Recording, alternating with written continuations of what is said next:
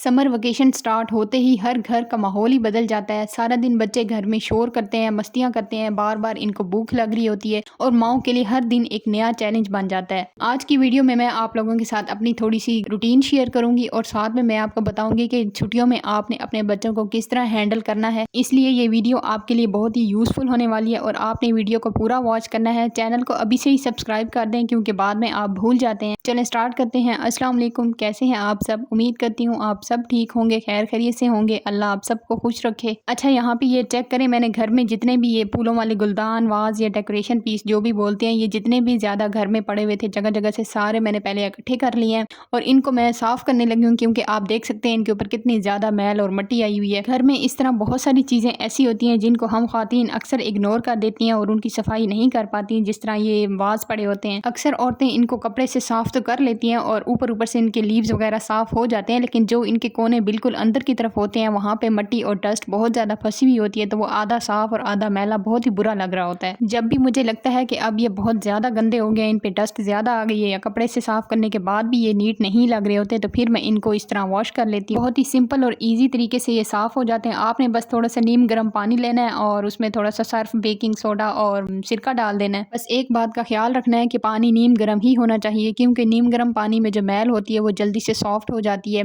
और आजकल तो इतनी ज़्यादा गर्मी हो रही है, जैसे ही हम टैप खोलते हैं तो उसमें से पहले गर्म पानी ही आता है। बस ये ख्याल रखना है कि सारे फूल और इनकी पत्तियों को आपने हाथों की मदद से, उंगलियों की मदद से इनको हल्का सा मसल के इनके ऊपर से सारी मिट्टी और मैल वगैरह उतार लेनी है। बस ये ख्याल रखना है कि ये इनको सॉफ्टली टच करना है। ऐसा ना हो कि साफ़ करने के चक्कर में आपका सारा गुलदान ही ख़राब हो जाए। और कुछ हमारे पास ऐसे होते हैं जिनके ऊपर से फूल उतर जाते हैं और कुछ ऐसे होते हैं जिनके जो फूल होते हैं वो फिक्स हुए हुए होते हैं। तो दोनों तरीक़ों से मैंने आपको वॉश करके दिखा दिया है। जिनके फूल या पत्तियां वगैरह उतर जाती हैं उनको आपने उतार के साफ़ कर लेना है और फिर उसके बाद उसको दोबारा जोड़ लेना है। और जो नहीं उतर सकते उनको आपने उल्टा करके साफ़ कर लेना है और बाहर से भी हर साइड से अच्छे तरीके से साफ़ कर लेना। फिर इनको अच्छे से ड्राई होने दें, उसके बाद इनको अपनी अपनी जगह पे रख दें। माशाल्लाह से आपने देखा कितने अच्छे से साफ़ हुए हैं और बहुत ही फ्रेश और न्यू से लग रहे थे। घर की छोटी छोटी चीज़ें जब साफ़ हो जाती हैं ना तो पूरा घर बहुत ही फ्रेश लगता है। जब गंदी चीज़ें दोबारा से साफ़ हो जाती हैं या नई जैसी लगने लगती हैं तो बहुत ही सुकून महसूस होता है। खैर, ये मैंने फ्रिज, ओवन, कॉर्नर्स हो गए, इसके अलावा अलमारियाँ वगैरह के ऊपर भी मैंने इस तरह रखे हुए हैं गुलदान। मेरे पास कुछ फ्री पड़े हुए थे तो मैंने सोचा कि इनको इधर ही मैं सेट कर देती। घर में इस तरह की छोटी छोटी डेकोरेशन की चीज़ें बहुत ही अच्छी लग रही होती हैं और न्यू लुक दे रही होती हैं और ये काफ़ी रीज़नेबल प्राइस में मिलते हैं, तो इनको लाजमी ख़रीद लिया करें। और इसके अलावा कोशिश किया करें कि फ्रिज के ऊपर या फिर माइक्रोवेव ओवन के ऊपर इस तरह चीज़ें ना रखा करें क्योंकि ये अच्छी लुक भी नहीं देती और दूसरा उसको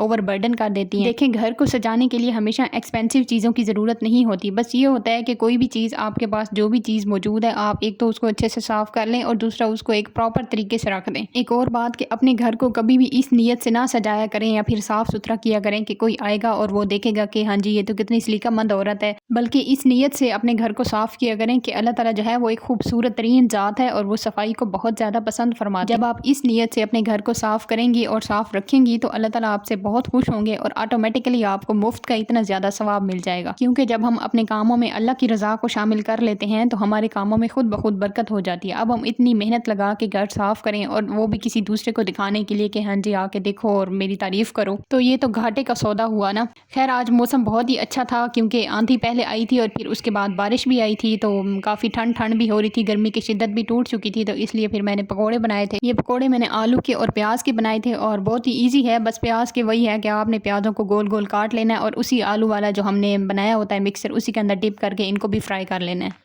बहुत ही ज़्यादा क्रिस्पी बनते हैं, कभी आप बना के देखें, आपको पता चल जाएगा। खैर, ये वेदर आप देख सकते हैं कितना प्यारा वेदर बना हुआ है। गर्मियों में तो इस तरह का जो मौसम है वो तो बहुत बड़ी नेमत होती है। खैर, ये नेक्स्ट डे हम लोग पार्क जा रहे थे क्योंकि उमैमा काफ़ी दिनों से जिद कर रही थी पार्क जाने की, तो मैंने उसे कहा था कि जब आपके एग्जाम ख़त्म हो जाएंगे तो फिर हम लोग पार्क जाएंगे। और अब तो छुट्टियाँ हो गई हैं और बच्चों ने भी काफ़ी माओं को तंग करना है। खैर, मैं आज आपके लिए कुछ पॉइंट्स लेके आई हूँ कि कैसे आपने अपने बच्चों को उनकी शरारतों के साथ कैसे हैंडल करना है। देखें, सबसे पहले तो जैसे ही गर्मियों की छुट्टियाँ हों, आपने सबसे पहले एक तो बच्चों के शूज़ और जो यूनिफॉर्म उनको वॉश करके साइड पे रख दें क्योंकि 2-3 मंथ तक यूज़ नहीं होना, तो वो इधर उधर ना रुलता रहे। और इसके अलावा उनके लंच बॉक्सेस, वाटर बॉटल वगैरह उसको भी साइड पे कर दें, लेकिन उनके स्कूल बैग्स बिल्कुल भी पैक करके नहीं रखने। सबसे पहले तो उनको, अगर आप खुद पढ़ा सकती हैं तो घर में डेली एक टाइम उनका फिक्स करें जिसमें उन्होंने स्टडी करनी है, या फिर अगर आप नहीं पढ़ाती, बहुत ज़्यादा बिजी होती हैं, तो फिर उनको किसी ट्यूशन वगैरह में लगाएं। क्योंकि जब बच्चे पूरे 3 मंथ बुक्स के साथ टच में नहीं रहेंगे तो उनके लिए बहुत ज़्यादा मुश्किल हो जाएगी। जब स्कूल ओपन होंगे तो स्कूल में काफ़ी ज़्यादा मुश्किल होगी, लर्निंग میں رائٹنگ میں تو یہ سارے پرابلم ان کے لیے آئیں گے۔ تو سارا دن شرارتیں کرنے سے بہتر ہے کہ بچوں کا پڑھائی کی طرف تھوڑا مائنڈ بنا رہے، یا تو ان کو پچھلا سارا سلیبس ریپیٹ کروائیں، یا پھر اگر پیچھے ان کو صحیح سے آتا ہے تو پھر ان کو نیکسٹ والا سلیبس کور کرائیں۔ اس سے تو اور زیادہ آسانی ہو جائے گی، جب آگے ان کو سب کچھ آتا ہوگا تو اسکول میں ان کے لیے اور زیادہ آسانی ہو جائے گی۔ جب آپ نے اپنے بچوں کی روٹین بنانی ہے تو اس میں ان کا سونے اور جاگنے کا ٹائم بھی رکھیں، فکس رکھیں۔ مطلب آج کل اسکول تو نہیں جائیں گے تو ظاہر ہے تھوڑا لیٹ ہی اٹھیں گے، تو جو لیٹ اٹھیں گے وہ بھی ایک ٹائم پہ ہی اٹھیں۔ اسٹڈی کا ٹائم، سونے اور اٹھنے کا ٹائم رکھنے کے بعد یہ جو بچے موبائل یوز کرتے ہیں یا پھر ٹی وی وغیرہ دیکھتے ہیں تو اس کا ٹائم بھی الگ سے رکھیں اور تھوڑا سا لمیٹڈ رکھیں۔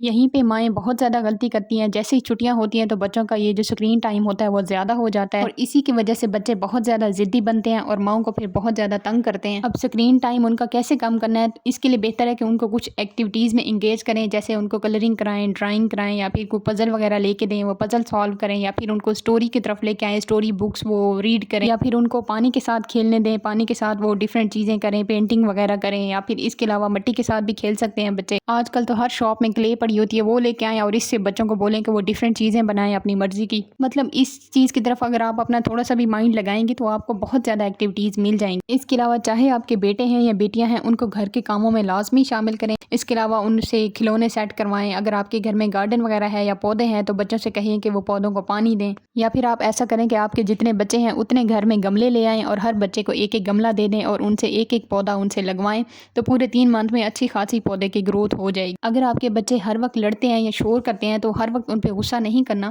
بچوں کو بھی لگنا چاہیے کہ وہ گھر میں رہتے ہیں، کسی قید خانے میں نہیں رہتے، کیونکہ سب سے زیادہ بچے اسی وجہ سے تنگ کرتے ہیں یا لڑائی کرتے ہیں کہ وہ بور ہو رہے ہوتے ہیں، اور جب بچوں کی روٹین سیٹ ہوگی تو وہ بالکل بھی تنگ نہیں کریں گے۔ اس کے علاوہ اپنے بچوں کو لازمی ڈیلی 10 سے 15 منٹ ان کو ٹائم دیں، ان کے ساتھ بیٹھیں، ان کے ساتھ کھیلیں۔ اس کے علاوہ ان کو باہر ضرور جانے دیں تاکہ ان کا موڈ فریش رہے۔ امید کرتی ہوں آج کی ویڈیو آپ کو پسند آئی ہوگی۔ اپنا خیال رکھیں، ملتے ہیں نیکسٹ ولاگ میں۔ اللہ حافظ۔